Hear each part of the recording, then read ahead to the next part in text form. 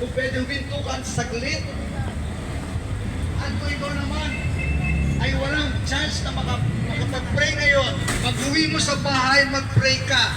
Sumunod ka sa panalangin ko. Sabihin mo, Panginoong Jesus, patawarin mo po ako na isang makasalanan. Nagsisisi po ako sa aking mga kasalanan. Patawarin mo po lahat ng nagawa kong kasalanan. Na sa sobrang dami, Panginoon, ay hindi ko na kaya pang maisa-isa sa iyo. Lahat ng ito, Panginoon, ay hiningi ko ng tawad sa iyo ngayon. Patawarin mo lahat ng ito at linisin mo ako sa anumang kalikuan sa buhay ko. Panginoon, ako'y sumasampalataya na kaya mo akong patawarin sapagkat ako'y nagpakumbaba mula sa aking puso. Pinagsisisihan ko lahat ng aking mga kasalanan. Patawarin mo po lahat ng aking mga kasalanan. At pagkatapos nito, Panginoon, ako'y sumasampalataya, pinatawad mo na ako, ako'y nilinis mo na. Kaya binubuksan ko ang pintuan ng aking puso. Tinatanggap ko si Jesus bilang Panginoon at tanging tagapagligtas ko sa mga oras na to. Ako'y sumasampalataya, Panginoon, na ako'y pinatawad mo, ako'y nilinis mo, ako'y niligtas mo, at isinulat mo ang aking pangalan sa aklat ng buhay. Kaya naman, Panginoon, maraming salamat. Magmula sa araw na to, tulungan mo ako kung paano manalangin, kung paano saliksikin ang iyong salita, at kung paano makahanap ng church na kung saan, isang Christian church, kung saan lalago ako sa aking pananampalataya at mahanda sa pagbabalik mo, Panginoon. Sa pangalan ni Jesus, Amen, Amen, Amen. Kung ginawa niyo po itong seryoso, mga kapatid, ikaw ay pinatawad, ikaw ay nilinis, ikaw ay niligtas, at ang iyong pangalan ay nakasulat na sa aklat ng buhay sa langit.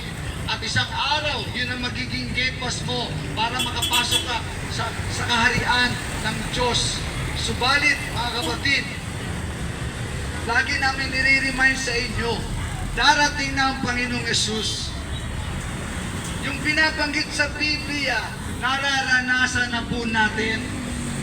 Kaya hindi nyo pwede sabihin, magsisinungaling kami sapagkat nararanasan ninyo at nakikita ninyo at iba nga sa inyo na experience pa kung paano bumaha sa lugar mo, kung paano ka nabaha o may kamag-anak kang nabaha. At ang iba doon ay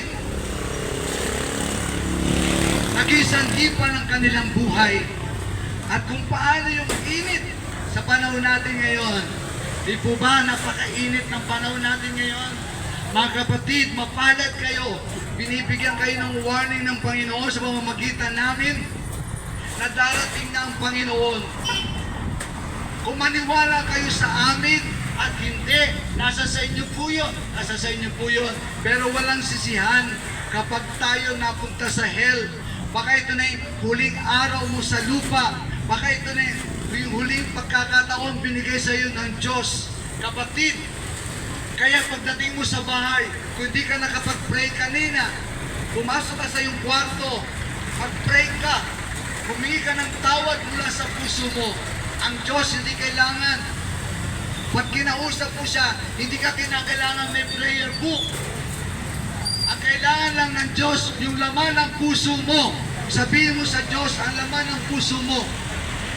At ang Diyos ay kakausapin ka at patatawarin ka. Magpakumbaba ka lang sa Kanya, sumampalataya ka sa Panginoong Yesus, tanggapin mo ang Panginoong Yesus bilang Panginoon tagapagligtas mo. Sapagkat isa lang ang makapagliligtas sa tao. Walang ibang pangalan. Mga kapatid, walang namatay sa krus. Hindi si San Pablo, hindi si San Pedro, hindi si San Juan. Amen. Si Jesus Christ lang ang pinako sa krus sapagkat si Jesus ang walang kasalanan. Hindi maaaring may bago yung makasalanan din na sila San Pedro. Sila San Pedro po, mga kapatid, ay niligtas din ni Jesus.